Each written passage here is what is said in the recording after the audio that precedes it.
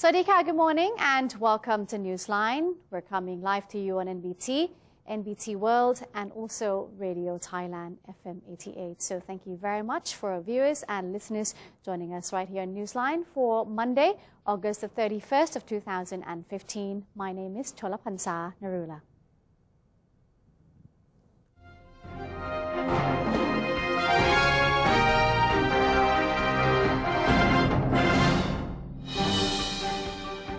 And in today's Thailand Moves Forward, the Prime Minister of Thailand has been inviting the public to visit the annual event which features Thai herbs and various innovative products made from them.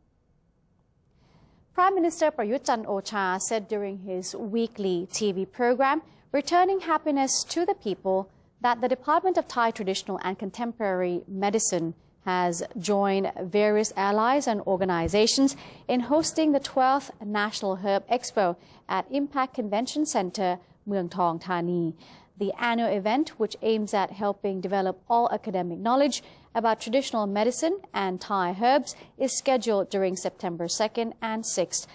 The 12th National Herb Expo has also been planned to be the stage where Thai traditional medical personnel will get to develop their potential while enabling all research and development works. It will also showcase the local intelligence of Thai traditional medicine and related personnel, all of which are hoped to become more known on the international stage. The Prime Minister has invited members of the public and even foreign visitors to visit the event, where products made from Thai herbs will be available to impress all visitors. Once again, the event is hosted by the Department of Thai Traditional and Complementary Medicine. On corruption, the Prime Minister has assured that his government will be free of corruption. Prime Minister Prayut Chan-o-cha said that the latest cabinet reshuffle has been intended to help adjust the work of the government to be more in line with the current domestic and global situations. He stated that the change has come up at a time when the government is entering its second phase that needs a more concrete realization of all initiatives in order to boost confidence of the public, the private sector, local and foreign investors. The Prime Minister stressed that while all projects must be implemented under clear and transparent plans, there must not be any corruption.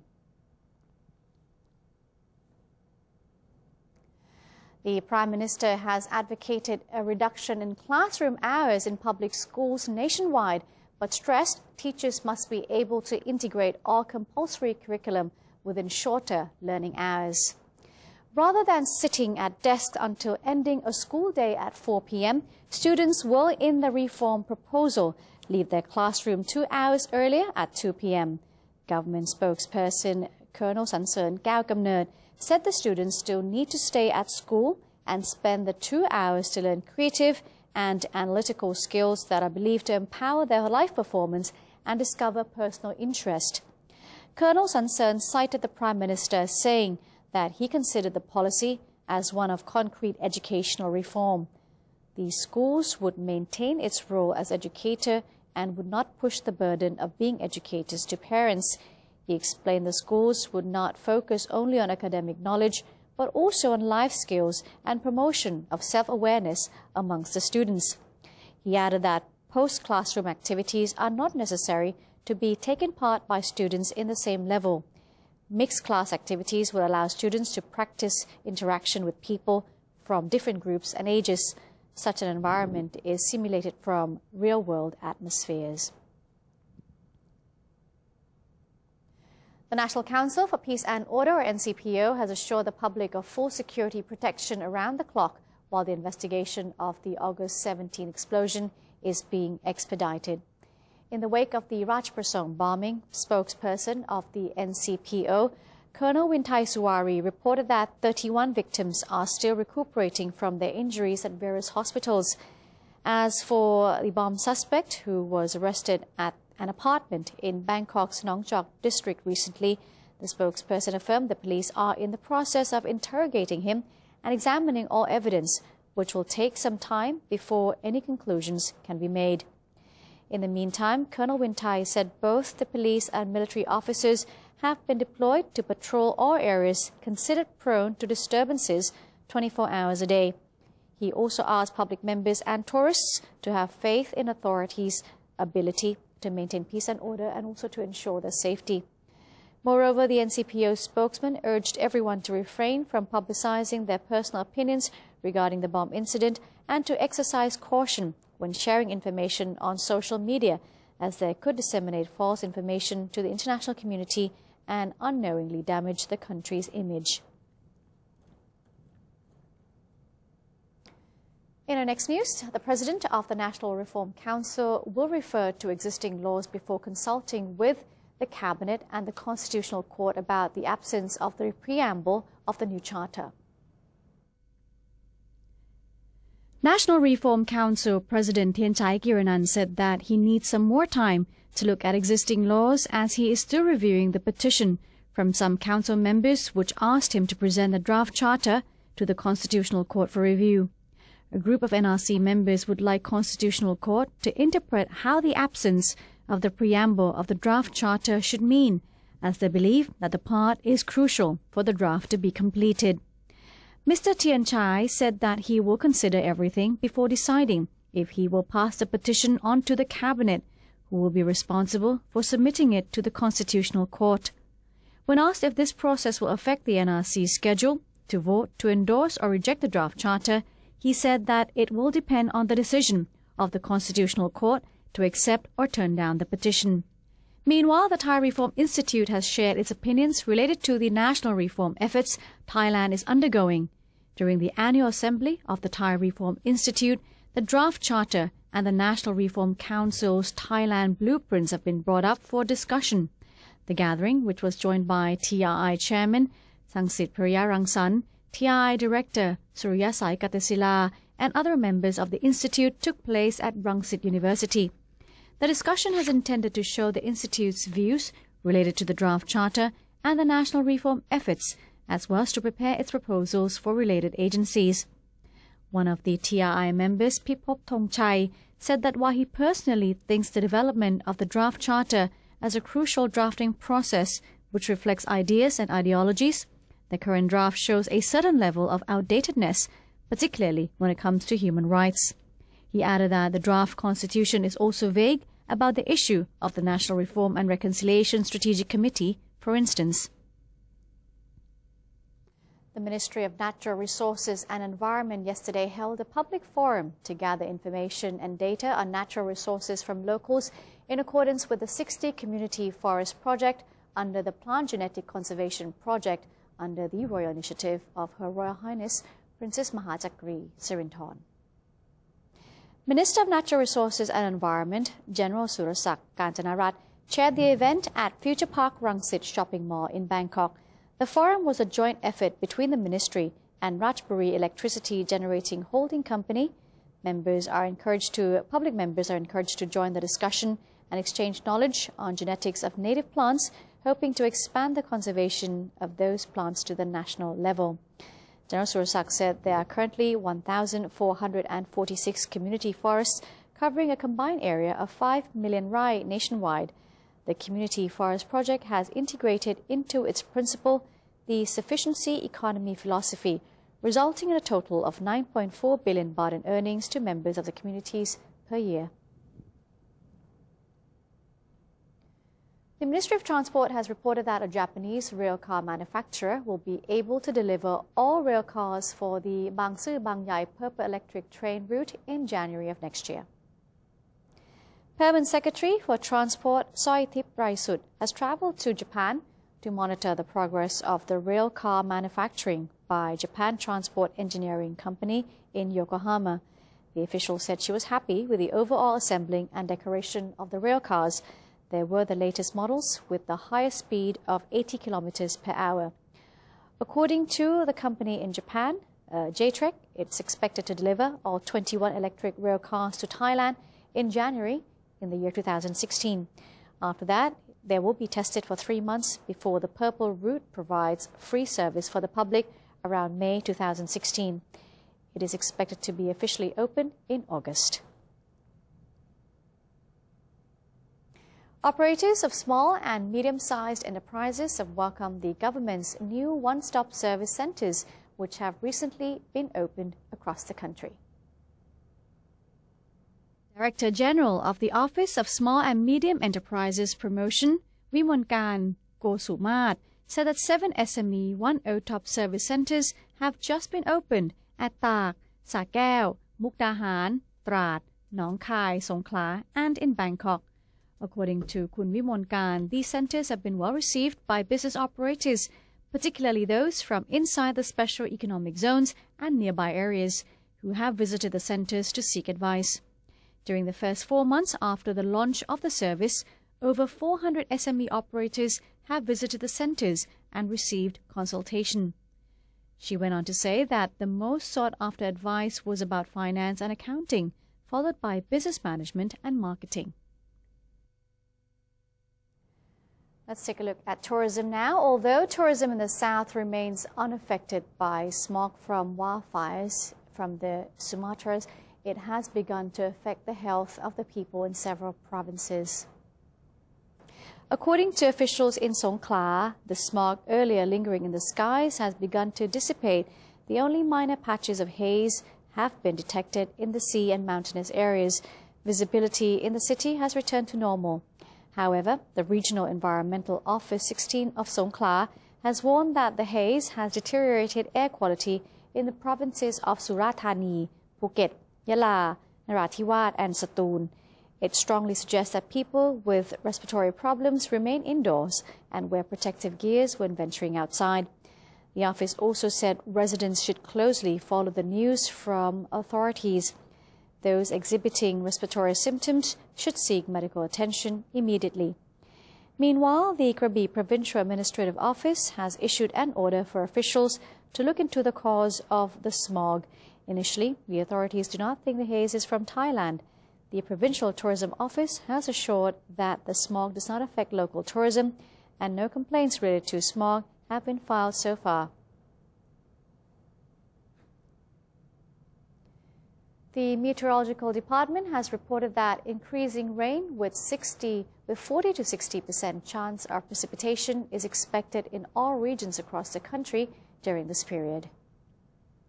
Thailand will have more rain due to the monsoon trough in the upper north and moderately strong southwest monsoon in the upper part of the Andaman Sea, the south and the Gulf of Thailand. Heavy rain will fall in some areas such as the northeastern and eastern provinces as well as Bangkok, where 60% chance of rain is expected. 40% chance of rain is expected in the northern, central and southern regions. The average height of the waves in the Gulf of Thailand is 1 meter and 1 to 2 meters in the Andaman Sea from Ranong and the upper provinces. And that's it for today's Thailand Moves Forward. We'll now take a look at some of the exchange rates and also commodity prices. Newsline will return with ASEAN and beyond, plus the international news after these messages.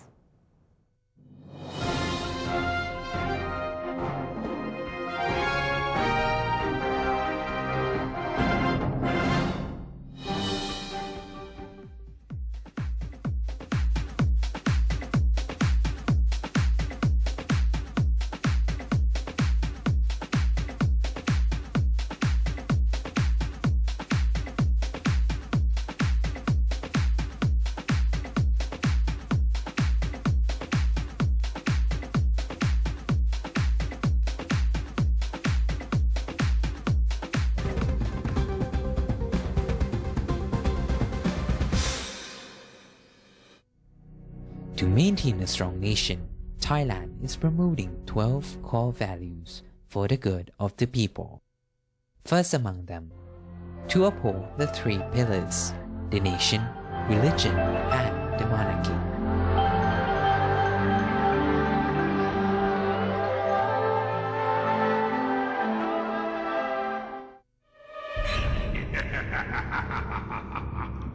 Even if we don't see them, they are amongst us. And they're hungry.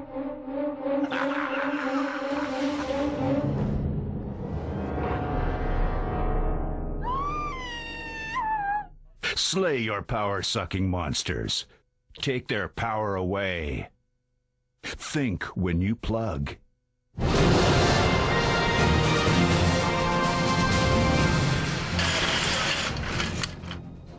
วัสดีครับ This is Thailand at large.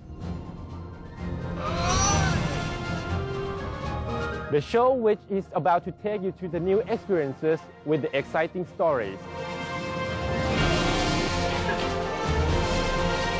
With charming fascination.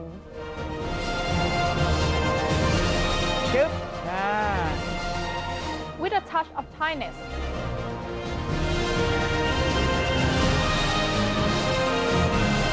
Join us on NBT World.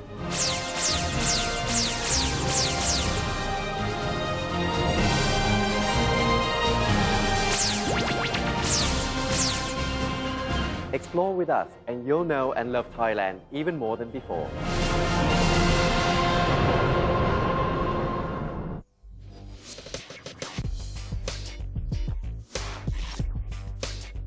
Multiple perspectives, insightful commentary on Thailand with The Insider every Sunday morning at 10:30 on NBT and NBT World.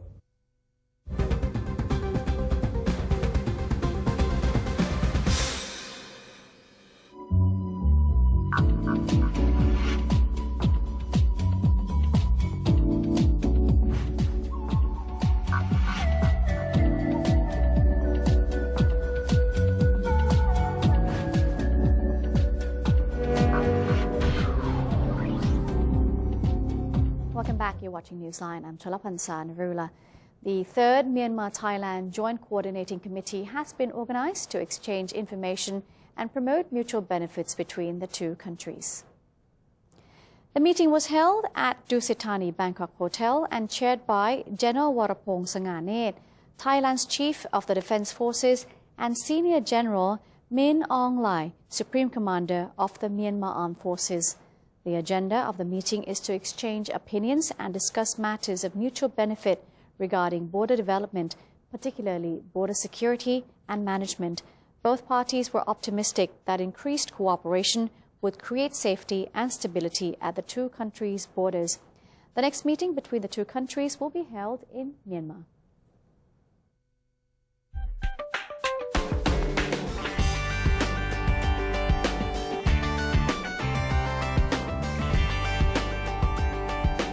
A two-day anti-government rally in Malaysia came to an end just before midnight on Sunday in a festive mode where people called for the ousting of Prime Minister Najib Razak.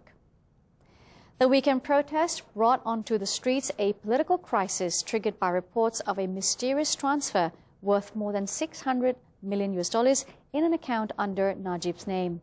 Najib, who denies wrongdoing, has weathered the storm, and analysts say the protest is unlikely to inspire broad public support for him to quit because it lacks a strong leader. This is the fourth of its kind protest organized by pro-democracy organization Bersih, which means clean in Bahasa Malaysia. Unlike the last three rallies, the protests this year ended peacefully. In past protests, Bersih campaigned for electoral reforms to ensure free and fair elections, but this year protesters have been outraged by the Prime Minister. Bersih leader Maria Chin Abdullah thanked the people in a closing speech as the 34-hour marathon came to an end. Egypt will hold a long-awaited parliamentary election in two phases starting October 18 and 19. The Election Commission said on Sunday the final step of a roadmap to democracy that critics say has been tainted by a crackdown on dissent. The first phase of the voting was due to begin in March, but the election was delayed after a court ruled part of an election law unconstitutional. The second phase of voting will take place on November 22nd and the 23rd. Egypt has been without a parliament since June 2012, when a court dissolved the democratically elected main chamber, reversing a major accomplishment of the 2011 uprising that toppled autocrat Hosni Mubarak. Then military chief Abdel Fattah al-Sisi, who went on to become president, toppled Egypt's first freely elected president, Islamist Mohamed Morsi, in 2013 after mass protests against his rule. The army then announced a roadmap to democracy in Egypt, the most populous Arab state and close ally of Western powers. An airstrike by warplanes from a Saudi-led coalition which said it targeted a bomb-making factory killed 36 civilians working at a bottling plant in the northern Yemeni province of Hajj on Sunday. In another air raid on the capital Sana'a, residents said 4 civilians were killed when a bomb hit their house near a military base in the south of the city. The attacks were the latest in an air campaign launched in March by an alliance made up mainly of Gulf Arab states in support of the exiled government in its fight against Houthi forces allied to Iran. The process of recovering the bodies is now finished. The corpses of 36 workers, many of them burnt or in pieces, were pulled out after an airstrike hit the plant yesterday morning. Tropical storm Erica threatened the Dominican Republic with heavy rain and strong winds on Friday as it swirled across the Caribbean and geared up for a run at South Florida, according to the U.S. National Hurricane Center, or NHC. As Erica neared the Dominican Republic's capital, Santo Domingo, since Friday, its sustained winds were measured at 50 miles per hour. Bracing for more damage, authorities were on standby in the capital of Santo Domingo after alerts were raised throughout the country. The greatest risk over the next few days is heavy rainfall over the Dominican Republic and also neighboring Haiti's notoriously eroded hillsides, with up to 10 inches possible in some areas. This could cause life-threatening flash floods and mudslides, according to the Miami-based NHC. Due to some likely weakening over mountainous areas, Erica was no longer forecast to make landfall in the U.S. as a hurricane, but it may still smack the Miami area by late Sunday, with sustained winds of 60 miles per hour or 97 kilometers per hour before sweeping northward up the Florida peninsula towards Orlando's popular theme parks. Over 100 veterans and civilians marked Hong Kong Liberation Day during a solemn service at the Sai-Wan military ceremony on Sunday. The ceremony marks the 70th anniversary since Hong Kong was liberated by the British from Japanese forces. Ex-servicemen and civilians laid wreaths and flowers to commemorate the thousands of soldiers from various countries who defended Hong Kong. However, as well as honoring the dead, some former servicemen who served under the British in the former colony said it was a chance for them to be remembered. A group of British-Chinese soldiers in Hong Kong have said they are fighting for the rights of an estimated 1,600 veterans who were not among 50,000 Hong Kong families given the right of abode under the British Nationality Selection Scheme after Hong Kong was returned to China in 1997. And that's it for today's edition of Newsline. Thank you very much for joining us. We will give you our email address, which is newsline.nbt@gmail.com. So if you do have any suggestions, please write to us. Today we end the program, taking you to Chiang Mai Zoo, where we have some flamingos to show you right there. So do enjoy the ending footages here at Newsline. I'm Chalapansan Rula. We'll see you tomorrow. Sawasdee ka.